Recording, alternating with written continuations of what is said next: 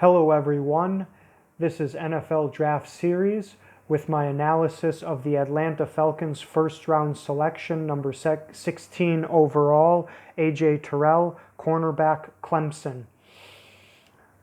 Love the position and positional need for the Falcons selecting a cornerback. Really do not like this prospect, and one of the few players that I actually really disagree with a lot of other analysts like PFF and the other players out there in the game of draft analysts.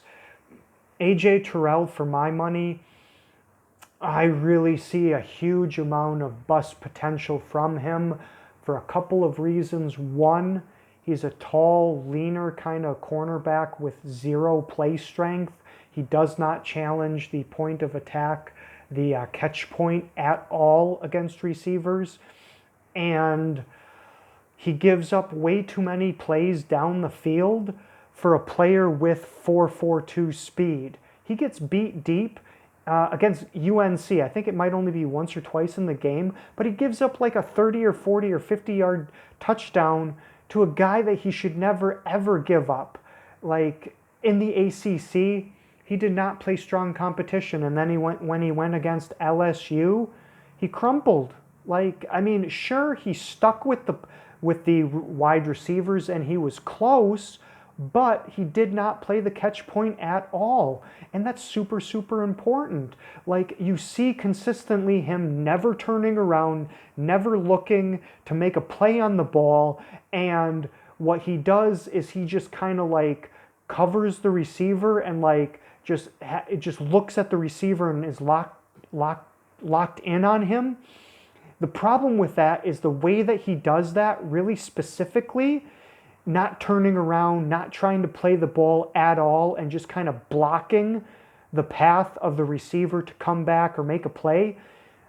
I can't predict the defensive pass interference calls that the referees are gonna call, but I feel like the way that Terrell plays, he's gonna get a lot of those flags because he just never turns around. He never makes a play on the ball, and that's exactly the kind of thing that the referees will throw defensive pass interference flags for a lot. It's like the biggest thing that they'll throw the flag for is that when the receiver tries to make a play on the ball and the cornerback is like standing in front of them and just kind of like not looking around at all, not turning around, and just covering the body so the receiver can't like come back a little bit or even like get their arms up to make a play.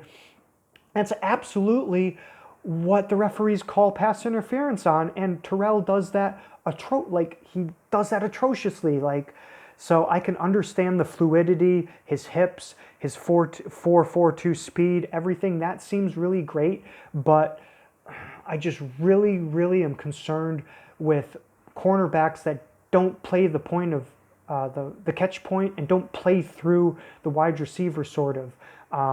Jalen Johnson, Noah Igbenogany, people are going to be like, oh, well, Igbenogany doesn't play the catch point at all either. What? Go watch his tape. For instance, specifically just Terrell versus Igbenogany.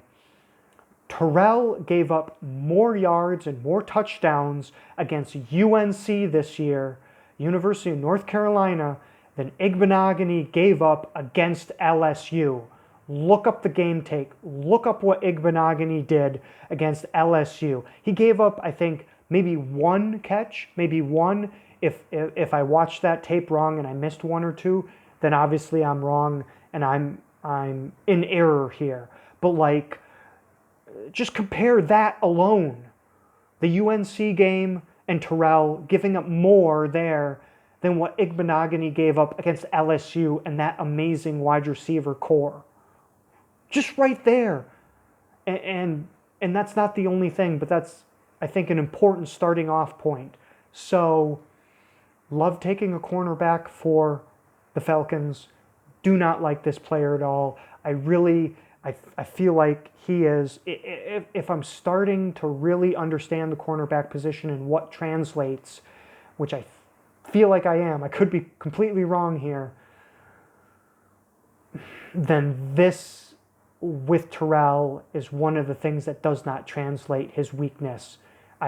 For the Atlanta Falcon fan base, I really hope I am wrong, but if I'm not, this is not going to help you. So sorry about that, Atlanta. Thank you very much if you've been listening the entire way, and you have a great day. Bye-bye.